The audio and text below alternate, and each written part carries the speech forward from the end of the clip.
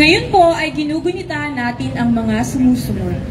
Education Week sa bisa ng Proclamation Number 409, Series of 1953, at sa September 15, ang Philippine Medicine Day ayon sa Proclamation Number 407, Series of 1953. Paalala, pinapaalam po sa lahat ng kapwa ko kawani na magkakaroon po muli ng pagbibigay ng Pure Foods Tender Juicy Hotdog at Sanmig Coffee para sa 500 na kawani ng ating pamahalaang lungsod ng Pasig.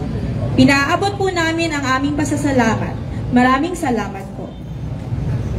Maraming salamat po sa mga departamento na nangasiwa sa maikling programa sa umagang ito. Mula po sa Economic and Environment Sector, ito po ang Senro at ang DRRMO. Ako po si Ronel Bautista mula sa DRRMO. Ako naman po si Aloha Alcano mula sa Senro. Kami ang mga naging guro ng palatuntunan ngayong umaga. Maraming salamat po. Upang formal na isara ang ating programa ngayong umaga, pakinggan po natin ang mensahe ng ating punong lungsod ng Pasig. Mga kasama, palakpakan po natin, Mayor Vico Soto. Maraming salamat. Magandang umaga po sa ating lahat. Ating Vice Mayor, Vice Dodot, ating Sangguniang Panlungsod, mga konsi, sa lahat po ng mga kasama natin mula sa lokal na pamahalaan, mula sa BFP, DJMP, at iba pang mga ahensya ng nasyonal na pamahalaan. Muli po, magandang umaga sa ating lahat.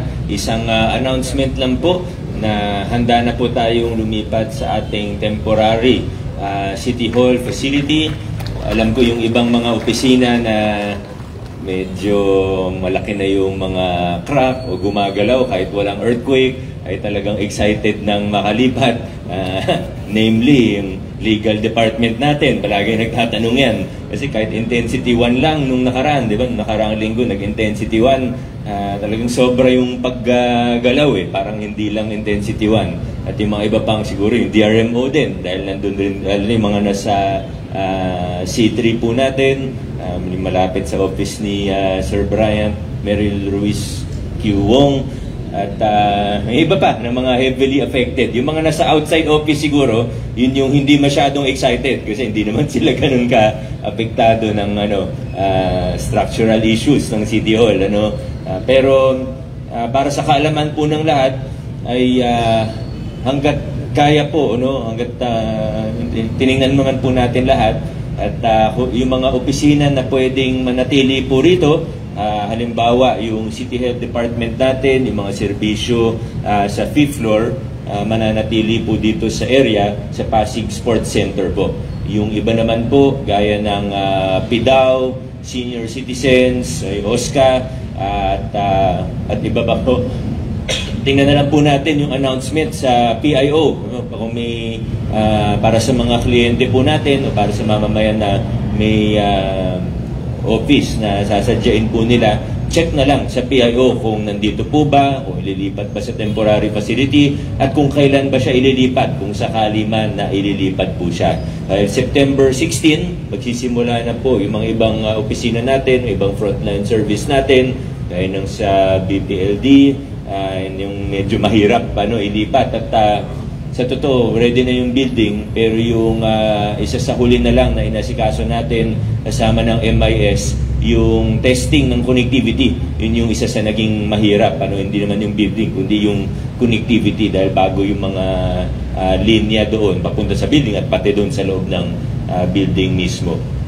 Hindi po natin sabay-sabay ililipat yung mga temporary offices natin for practicality sake lang po para matesting din kung okay na ba talaga, matesting pati yung connectivity. So unti-unti po starting September 16, kaya po September 16 at hindi ngayon mismo ay para magbigyan din ng time ang ating PIO at iba pang mga opisina sa information dissemination. Inaasahan po ang kooperasyon ng lahat, konting pagtiis lang po dahil ito naman po ay para sa lahat at pakikinabangan naman po natin lahat ang mga susunod na hakbang po natin. Maraming salamat. God bless po sa ating lahat at adjourn na po tayo.